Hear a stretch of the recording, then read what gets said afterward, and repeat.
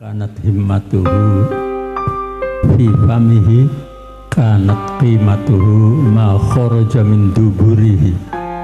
Man kanat himmatuhu fi famihi, siapa orangnya yang mempunyai cita-cita tapi mentok hanya di mulutnya saja. Kalau ngomongnya sih ngebul, ngomongnya sebakul dua bakul selangit, tapi realisasinya nonsen. Itu nilai orang seperti itu sama dengan nilai apa yang keluar dari duburnya, dari lubang duburnya, itu sama begitu. Tapi saya nggak mau disamakan begitu tuh. Kita nggak mau, karena ini ya orang kepengen ya, atau orang mimpi ya, nggak sama dong dengan ma kharaja min duburi kanat qimatu ma kharaja min duburi, ya bukan. Saya memangnya tidak mau disamakan ya. Jadi insya Allah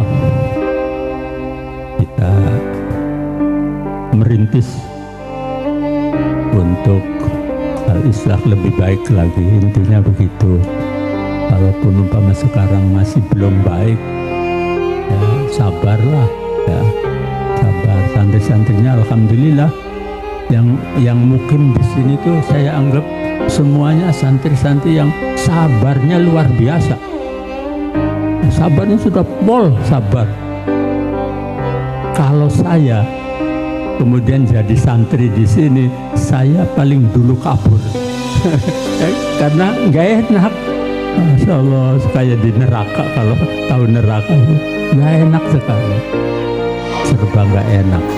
Makanya ya, saya terima kasih kepada siswa-siswi kita yang masih mau terus belajar di Pondok Pesantren Al-Islah ini.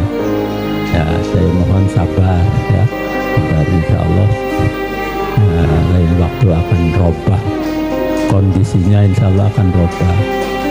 Jangan sampai kita sudah lama, sudah habis sabar saya itu, kehabisan sabar. Kalau yang masalah sabar itu nggak ada habisnya.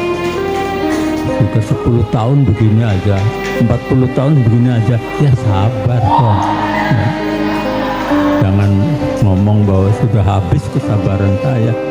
Habis kesabaran itu ketika kita juga dipanggil oleh Allah, sampai mati lah begitu. Sabar terus. Selagi masih nafas kita kempis-kempis, itu juga harus sabar ya. Segala halnya kita sabar.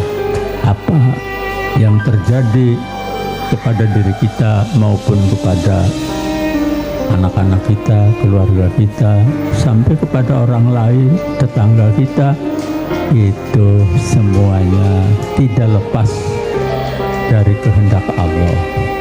Makanya kalau orang itu sudah meyakini benar-benar bahwa apa yang terjadi, apa yang menimpa pada diri kita itu tidak lepas, sama sekali tidak lepas dari kehendak Allah.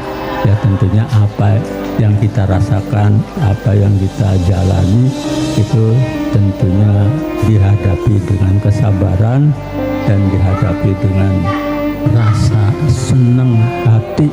Dalam hatinya senang karena sekalipun nggak punya duit, senang.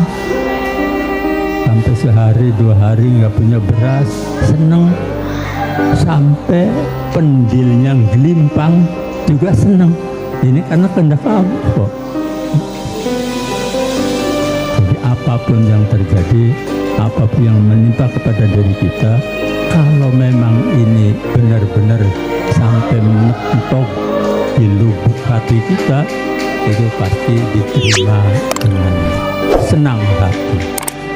Kalau umpamanya saya kan sudah yakin apa yang terjadi itu kehendak Allah, kok bisa yakin, kok masih ngeluh? Jadi orang itu kalau masih ada keluhan,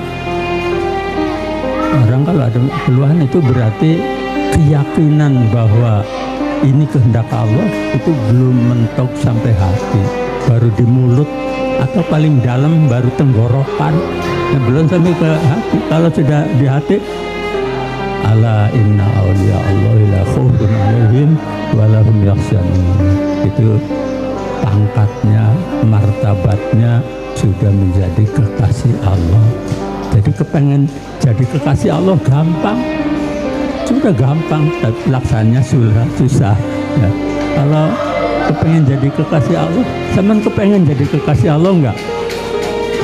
Ya asal kepengen aja lah. Sekalipun belum mampu, masa kepengen aja enggak, ya sudah keterlaluan. Kita asal kepengen dulu. Nah, kepengen jadi kekasih Allah, syaratnya harus menerima apa yang terjadi, apa yang menimpa kepada kita, itu yakin itu kehendak Allah. Punya duit senang, tidak punya duit juga senang. Sehat senang, sakit juga senang. Jadi nggak ada yang ini sawahnya habis kena tikus senang, ya, kena wereng senang, sawahnya hasilnya banyak ya senang. Tapi senangnya itu kalau sudah mentok dalam hati itu sama, antara kita punya duit senangnya segini, kalau tidak punya duit senang juga. Nah ini jangan, kalau lagi giliran sawahnya kena tikus senang ya, saya juga senang, tapi senangnya sedikit ya, yang besar ngeluhnya. Tapi kalau umpama giliran jadi senangnya udah pol-polan, itu namanya belum mentok dalam hati kita keyakinan bahwa apa yang terjadi kepada kita itu semuanya dengan kehendak Allah. Jadi mudah-mudahan ini juga merupakan suatu kewajiban kita untuk menerima takdir, untuk menerima ketentuan dari Allah Subhanahu wa Ta'ala.